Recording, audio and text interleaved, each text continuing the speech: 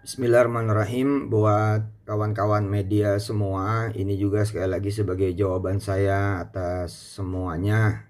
Saya sudah tanya kanan kiri ke kiai-kiai, ke para guru, para alim ulama.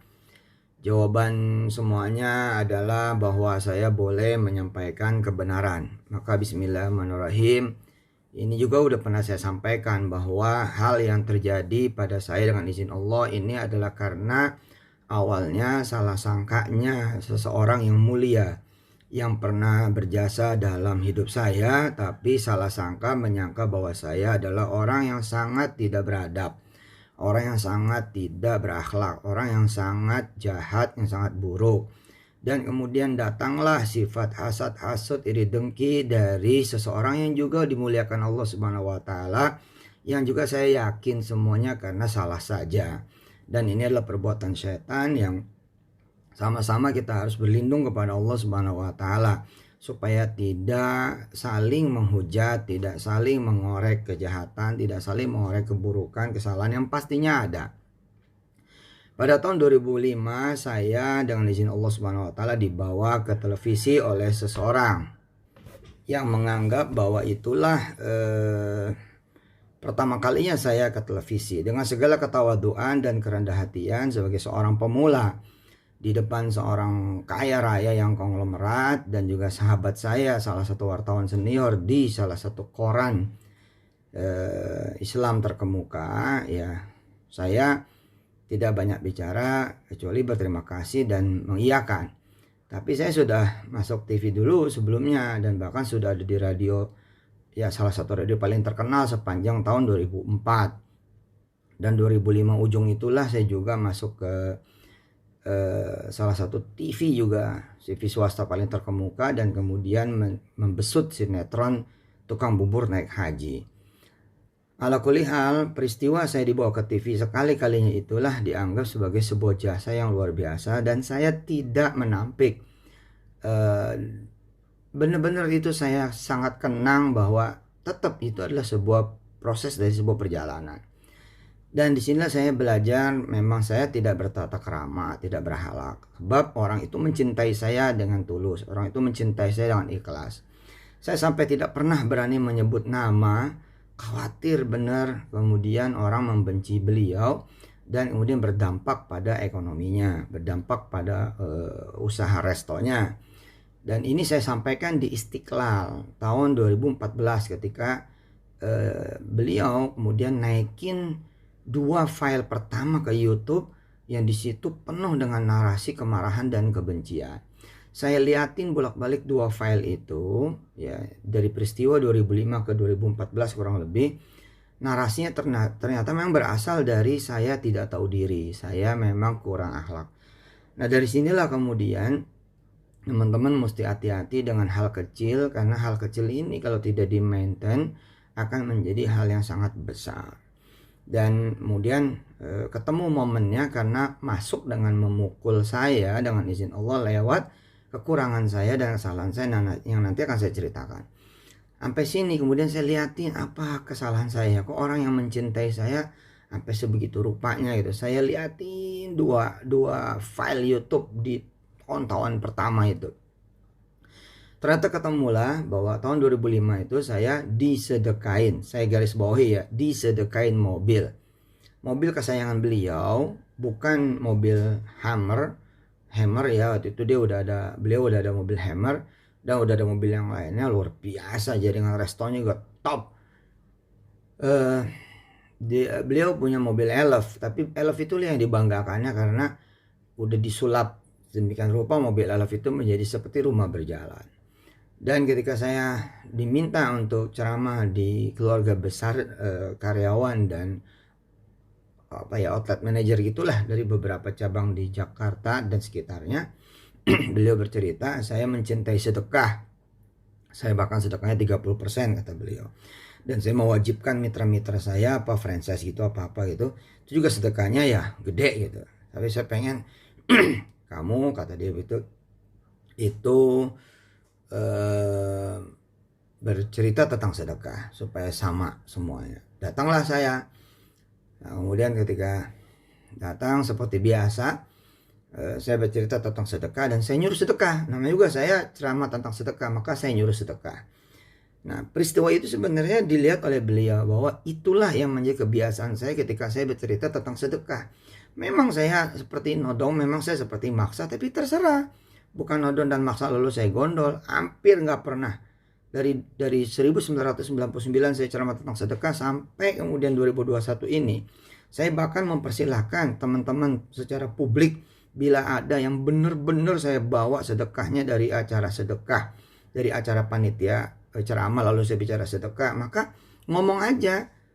Ada satu aja saya berhenti jadi ustadz. Perasaan saya nggak pernah gitu, hampir nggak pernah, kecuali panitianya emang nggak ada tujuan sedekahnya kemana. Kalau itu ya mau gimana ya, saya terima saja, tapi mengkondisikan enggak. Dan itu beliau tahu persis, karena ketika kemudian saya selesai ceramah tentang sedekah 2005 di salah satu outlet beliau di Bintaro, itu saya suruh sedekah, dan sedekahnya kemana saja dalam bentuk silakan ditulis sedekahnya apa tanpa usah dikasih nama. Terus kemudian saya cari kertas, saya bagiin kepada semuanya, dan semuanya mengisi tanpa saya tahu siapa namanya dan bakal kemana. Nah, di salah satu kertas itu ada isinya mobil. Nah, mobil kan nggak mungkin karyawan-karyawannya itu. Terus saya liatin beliau, ini bapak, iya buat kamu nih, buat kamu, buat saya loh, bukan dipinjemin. Dan di hari itu pula mobilnya itu saya sedekahin. Nah, di sini letak kesalahannya.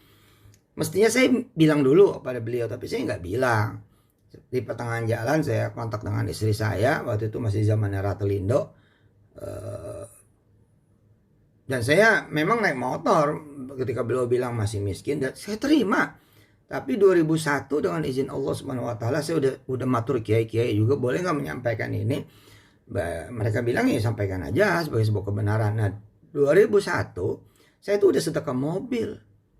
Bukan berarti saya datang 2005 itu ada motor. Nah, ini saya hati-hati ngomong begini nih, takut sombong gitu. Tapi ya bismillah ini saya sampaikan. Kemudian 2003 udah pakai Mercy dengan izin Allah, bahwa saya datang pakai motor. Ya saya emang suka motor, saya juga anak motor itu ya. Lagian deket lah, ngapain juga bawa mobil itu dari daerah bilangan Ciledug, Cipondo ke Bintaro, macet lah, mendingan naik motor gitu, bisa lihat kampung ke kampung gitu kan. Nah, hari pertama 2005 itu saya disedekain mobil, hari itu juga saya sedekain lagi, dan mobil lo sampai sekarang masih ada. Nah, katanya mau diperkarakan lagi tuh mobil sebagai perkara baru ya, dari 2000 sekian belas. Wah, sekian markas kepolisian, orang dipakai sana sini untuk kemudian melaporkan saya. Alhamdulillah, saya nggak pernah berlindung di balik keteksi apapun, nggak pernah berlindung di balik kemudian rezim ini rezim itu, nggak pernah. Saya jalanin, tanya aja polisi-polisi yang mereksa saya, nggak dipakai duit juga. Paling tukar sama ceramah gitu kan di markas tersebut, karena mereka juga percaya nggak mungkin lah saya nipu begitu. Tapi saya jalanin tuh, ada yang 2 hari BAP-nya, Masya Allah, mesti bolak-balik. Ada yang kemudian balik lagi, revisi apa, ada macam-macam udah. Ya saya jalanin aja. Ada kali 5 atau 8 gitu. Sampai ke tingkat Polres sih. Dari mulai Baraskrim, Polda, ini Polda itu sampai Polres. Kemudian terakhir di pengadilan negeri. Kalau ngelaporin, gue diem, minta ampun, udah gegap gempita. Media lah segala macam, giliran kalah, diem aja. Dan saya juga nggak pernah berhasrat untuk mukul balik, nggak pernah. Ya, nggak pernah. Ini sebagai jawaban kepada teman-teman dia, ya ambil aja udah. Nggak, saya mah apa ya, pengennya tuh nggak saling klarifikasi, nggak saling hujat. Uang yang dipermasalahkan ini 1-2 kok, nggak beneran banyak kayak apa tahu yang dibayangkan teman-teman. Enggak, dari 2.900 orang yang ikut patungan usaha di 2012 ya, itu dengan izin Allah Subhanahu wa taala 2.500 lebih itu udah dipulangin. Sisanya ini kan nggak tahu, saya juga nih masalah data dan lain-lain, bukan masalah justru kelemahan, enggak, di 2.500 loh. Datanya ada loh, dan saya koordinasi loh dengan teman-teman OJK, BI, teman-teman di Kementerian Koperasi, Satgas Waspada Investasi. Ini saya terbuka nyampaikan, ya nggak mungkin dong bohong dong. Masa saya nyebut OJK, BI, Kementerian Koperasi lain-lain, saya bohong numpang berlindung? Enggak lah. Nah, peristiwa 2012 patungan usaha itu nih ceritanya lompat-lompat nih. Itulah yang kemudian melahirkan aset manajemen syariah umat. sekian puluh tahun nggak pernah punya loh aset manajemen syariah. Sekarang punya loh. Ini udah waktunya terbang. Umat juga nggak ngerti apa-apa dengan izin Allah. Sedikit sekali yang mengetahui tentang dunia keuangan. Ini kita bawa bahwa masih ada cacat-cacat di perjuangan kita menegakkan ekonomi umat. Ya ayo. Wong saya nggak kemana-mana. Hotelnya juga berdiri dengan segala macam rupa. Kita tanggung dengan izin Allah. Udah mah bengkak pembangunannya. Udah mah kemudian nanggung bunga BTN yang sebulan bisa 500 juta. Terus kemudian menanggung beban mesti nambahin beli tanah, kemudian motong 2 lantai. Kalau nggak ada diskresi dan segala macam, wah nggak kepake tuh hotel. Ya namanya juga anak muda zaman itu. Banyak kekurangan, banyak kelemahan, tapi kan itu yang dibimbing oleh OJK, oleh teman-teman BI, sehingga lahirlah Imani Syariah, Imani dan Imani Syariah, kemudian lahir Petren Asset Management, dan lain sebagainya. Semua belum berakhir. Semua masih perjalanan, belum berakhir, dan saya masih berdiri. Nah, ketika saya melihat ini dipulangin adalah sebagai solusinya, ya saya pulangin. Rentang dari 2012 sampai 2021 saya dengan kawan-kawan dengan izin Allah memulangkan loh 2.500 lebih loh. Masa nggak jadi sebuah pembuktian bahwa ada yang belum dipulangin. Nah ini yang kelihatannya dirawat, jadi kayak nggak kepengen dipulangin, nggak boleh dipulangin. Ada yang minta ganti 1,8 miliar dari investasi 10 juta. Yang terakhir nih gugat lagi ke pengadilan negeri. Satu orang 2,5 juta apa 5 juta gitu minta gantinya sampai 80 jutaan sekian sampai 100 juta. Ada tuh istilah kerahiman. Kalau kerahiman sih saya pasti ngasih tuh dengan istilah saya lebihin terus tuh. Nggak pernah juga pas-pasan. Bisa 10% saya lebihin ya. Ya namanya gua duit orang ya, tapi kan udah balik aja udah alhamdulillah, nggak ada delusi loh, dan nggak kabur loh, proyeknya juga ada loh, dan berhasil kita melahirkan banyak regulasi secara visi misi keumatan mah nggak ada cacatnya. Ini mah ada memang orang yang dendam sama saya, salah sangka sama saya dengan izin Allah, itu yang kemudian nyari kesalahan ini. Ya kalau dicari mah siapa juga hari ini yang kagak ada kesalahan, saya ngakuin itu. Tapi 2.500 lah. Datanya ada loh dengan izin Allah.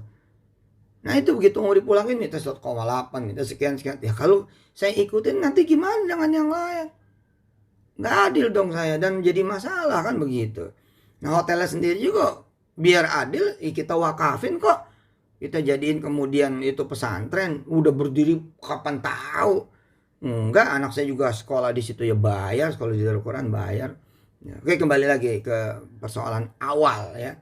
Ini udah pernah saya sampaikan loh sebenarnya, cuman nggak rame kan kalau kebenaran mah. Tapi kalau begitu mah pasti rame. Izin Allah Subhanahu Wa Taala, mudah-mudahan ini tidak mengurangi pahala dan kebaikan dari siapapun ya, dari beliau, dari saya, dari siapa aja yang terlibat kan semua maksudnya baik. Ya, saya dibilang nggak pernah mau ketemu gimana, orang saya udah minta maaf, tapi nggak dianggap permohonan maaf saya, rupanya begitu. Kemarin laporan polisi minta dicabut, saya cabut. Tapi begitu saya cabut, narasinya begitu lagi. Padahal udah ada surat permohonan dan permintaan maaf yang ada di Bareskrim surat itu. Gak pernah tuh saya publish kemana-mana tuh. Gak pernah beneran. Malah ceritanya, wah ya udahlah, emang mau begitu. Nah teman-teman media, ini sebagai jawaban juga ya. Silakan, saya agak kurang berkenan ya. Press conference untuk urusan beginian, udah ambil aja dari Instagram saya dan Facebook saya. Nah, ketika saya disedekain mobil dan saya sedekain lagi, di situ persoalannya. Pertama, saya menganggap ya udah disedekain kan, ya udahlah bukan urusan saya juga gitu. Nah, ketika perpanjangan STNK, nah di situ saya salah pakai sopir saya. Mestinya kan yang ngomong saya lah, ke beliau yang ngasih, masa sopir saya. Nah, saya nggak dong tuh. Disitulah kurang adab gitu. Nah, saya nggak nyangka ya peristiwa ini kemudian jadi kemana-mana. Nah lumayan bertahun-tahun tuh yang minta sopir saya, minta sopir saya. Saya alhamdulillah tuh 2005 udah pakai Alphard itu. Alphard masih 8 biji kali 2006 tuh. Alhamdulillah izin Allah Subhanahu Wa Taala. Subhanallah dah. Rezeki mah bukan main dah, karena sedekah itu luar biasa. Saya begini dianggapnya juga saya pantas aja kaya dari jual agama. Ya ampun, anak-anak saya aja di Darul Quran bayar. Berasa gak sih? Di Darul Quran loh, bayar. Allahu Akbar. Hah? Belum lama saya lupa belum bayar. Yang kita ditagih itu yang si Kun apa si Hafiz? Kun. Abang Kun belum bayaran ya? Iya. Terus? Iya, dapat WA dan telepon. Oh, isinya apa? Isinya tagihan. Nah, ini pesantren yang saya dirikan bersama kawan-kawan, yang saya ikut kerja 24 jam. Tidur aja rapat tuh. Tidur ngipinya rapat lah. Anak saya sekolah di situ, lupa bayar, ditagih. Bagaimana saya mau nipu? Ampun ya Allah, ya Karim, ya Dzal Jalali wal Ikram. Dan ini kemana-mana nih. Bahkan nggak sedikit di antara yang melaporkan itu ada wali santri juga. Unbelievable ya. Aduh, ini kalau bukan karena hasad-hasad iri dengki ini nggak bakal begini. Nah, tambah parahnya lagi, mobil itu kemudian beliau lihat. Kan di situ ada branding restonya beliau di mobil itu. Saya luput lagi tuh, karena mobil itu saya sedekahin. Saya juga nggak ngerti juga. Nah, tahun 2007 saya bikin film. Nah, Kun Fayakun. Nah, teman-teman yang ada di balik film itu juga ada di ring satu saya. Salah satu yang kemudian memang saya sedekahin kan ke abahnya yang kiai. Nah, sama teman-teman begitu saya pulang dari haji, dijemput sama mobil beliau yang sudah tidak ada restonya beliau itu, branding resto beliau di mobil itu, berganti dengan salah satu brand yang serupa gitu loh. Tapi brand merek lain. Nah, saya nggak nyangka juga kalau itu akan jadi masalah, dan memang masalah harusnya. Ya saya yang memang nggak belajar. Nah, saya sering bilang ada kesalahan saya. Ya itu kesalahan saya. Kalau soal tipu menipu mau kagak dah. Terus saya dibilang juga soal batu bara, enggak. Dari dulu saya malah ngalah mulu. Saya ikut ganti, ikut bayar di beberapa orang. Ada satu orang malah 23 miliar itu. Saya nggak tahu tuh duit dari mana bisa ganti itu. Belum yang lain-lain tuh, yang nyelonong ke rumah saya. Tapi kalau sekarang mah enggak lah, saya bilang. Kalau sekarang ada yang mau mempermasalahkan lagi, saya bilang ke polisi aja sih udah. Buktiin di sono aja udah. Selama ini juga ke polisi melulu, pakai pengacara melulu, ya nggak apa-apa. Nah, jadi kemarahan lah itu dianggapnya saya punya usaha yang serupa dengan usaha beliau, nggak tahu diri, nggak tahu akhlak, nggak tahu adab, kira-kira seperti itu.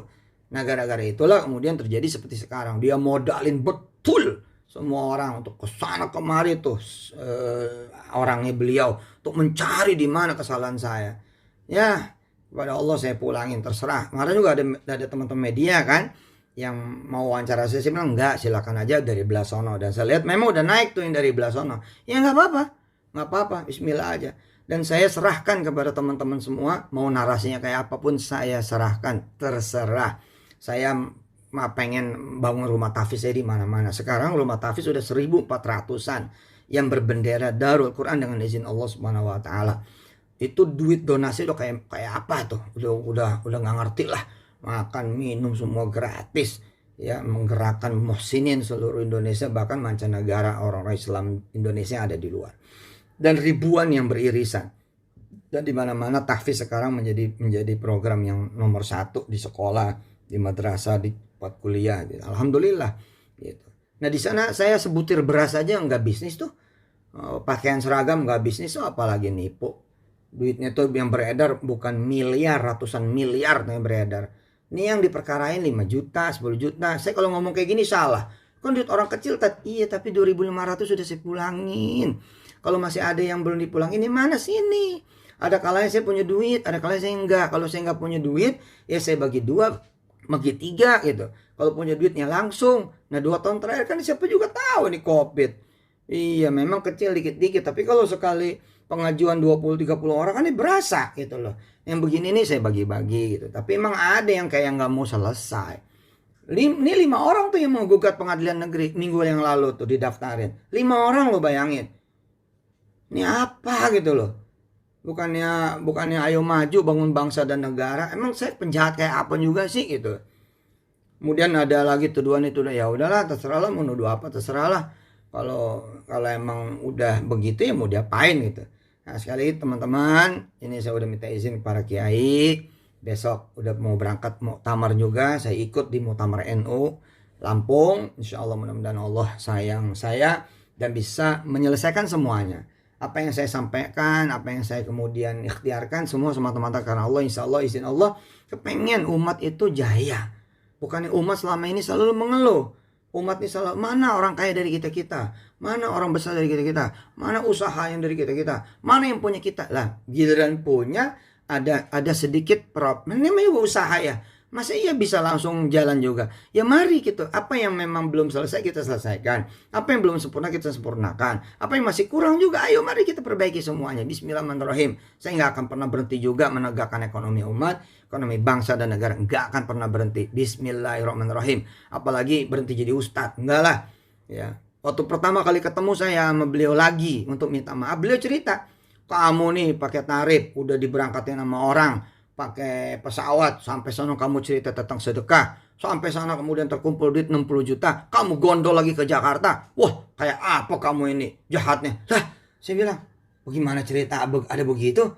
Nah tapi karena waktu itu suasana dan nuansanya gimana-gimana, ya saya bilang, ya Pak, insya Allah saya perbaiki. Dalam hati saya nanti saya akan kontak beliau yang dimaksud itu sebagai informan dia, mau nanya bener gak gue begitu. Kata beliau nih, belum sempat saya ngomong baru desiran hati Pak, katanya orangnya udah meninggal dunia, anak kejadiannya di Medan. Untungnya nih alhamdulillahnya saya punya saksi, tiket beli sendiri. Ketika kemudian berangkat sampai di Medan, memang saya cuma tetap sedekah dan gelar sorban. Duit terkumpul memang 60 juta, tapi demi Allah seperak juga nggak saya bawa. Lah kok bisa begitu? Lah ternyata emang orang emang masalah sejak ikut Ustadz Arifin Ilham udah masalah.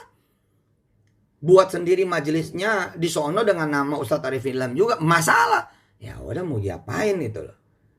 Nah kayak gitu-gitu tuh informasi yang beliau terima. Jadi saya yakin ini salah informasi semuanya. Nah saya nggak bisa ketemu kok. Kalau bisa ketemu saya temuin. Kagak bisa beneran. Terakhir ketika di polisi di Barreskrim, ya ketika saya cabut laporan saya yang lapor loh. Yang saya lapor itu ngomong, ente kalau mau ketemu mau gampang. Gampang bagaimana? Aksesnya kagak ada, ditutup. Saya mah Yusuf Mansur Pak, tiap hari juga live di Sokmed. Urusannya kagak ada yang kita macem-macem lah, nggak ada lah. Bismillahirrahmanirrahim aja lah. Gitu. Ya teman-teman maafin saya. Pokoknya kalau ada yang nggak beres ya ayo kita selesaikan. Nah sekarang udah bergulir nih, babak baru lagi nih di pengadilan baru lagi. Aduh, ya udah jadi ibadah semuanya. It's only only a piece of cake gitu aja lah. Pokoknya kalau punya masalah ya udah nih bagian dari ya sepotong kue gitu. Bismillahirrahmanirrahim. Saya doain semuanya mudah-mudahan barokah. Niatnya juga kan pada dakwah, pada jihad ya bagus. Mudah-mudahan sama-sama bisa gandengan tangan di kemudian hari dan membangun ekonomi umat, bangsa dan negara. Saya Yusuf Mansur masih sampai sekarang masih penasaran. Saya pengen juga dalam tanda petik minta teman-teman publik juga ikutan itu loh. Siapa yang pernah jadi panitia saya sejak dari 1999 sampai 2021. Kalau emang ada cerita saya minta duit, naripin duit dan ngegondol duit sedekah. Tapi bener loh ya. Jangan cuma ngecap. Nah kalau benar ya monggo sampaikan gitu loh. Satu aja. Saya berhenti beneran jadi ustadz, udah berhenti dah. Ya nggak apa-apa juga istirahat. Ya ini semata-mata saya sampaikan. Mana buktinya gitu loh. Agak ada bos. Itu. Nah soal saya nipu dan segala macam. Enggak lah. Itu kan berangkatnya juga bukan dari bisnis. Tapi dari proyek keumatan. Ya tapi mana hasilnya? Yuk mari kita selesaikan dong. Mari. Memang gampang kata melahirkan aset manajemen. Tanya tuh teman-teman aset manajemen. Gak gampang. Lebih gak gampang lagi jalaninnya. Nah ini kan lagi proses semuanya. Bismillahirrahmanirrahim. Ntar juga berbentuk. Percaya mohon saya. Nih dikit lagi nih. Ada divestasi ya dari aset manajemen kita ke salah satu perusahaan yang asetnya 300 triliun. Apa enggak itu kemenangan umat? Oh itu kan punya Yusuf Mansur. Aduh Pak. Kalau ya saya untung juga buat rumah tahfiz Pak. Ampun dah. Saya mah ngajar tauhid, ngajar iman, Allah dulu, Allah lagi, Allah terus. Kalau pengen mobil apa aja tinggal minta sama Allah. Pengen rumah tinggal minta sama Allah. Duit tinggal minta sama Allah, gampang udah. Ya tapi mana pulangin dong punya duit orang. Itu 2.500 loh udah saya pulangin mau lihat datanya. Nah di sini nih sebaik-baiknya ngadu data di polisi. Sebab apa aja dibelokin, apa aja dinarasin jelek, apa aja diputar balikin. Ya mah ya udahlah. YouTube udah kayak apa tahu, udah kayak apa so tahu aja isinya begini begitu bilang. Ketemu saya aja pada belum. Bagaimana antar umat itu. Tapi kalau saya saling maki, saling hujat kan kagak bagus. Ya akhirnya saya tutup dengan silahkan menarasikan apa saja. Yang ini gimana? Ini mah saya udah dauhnya para kiai.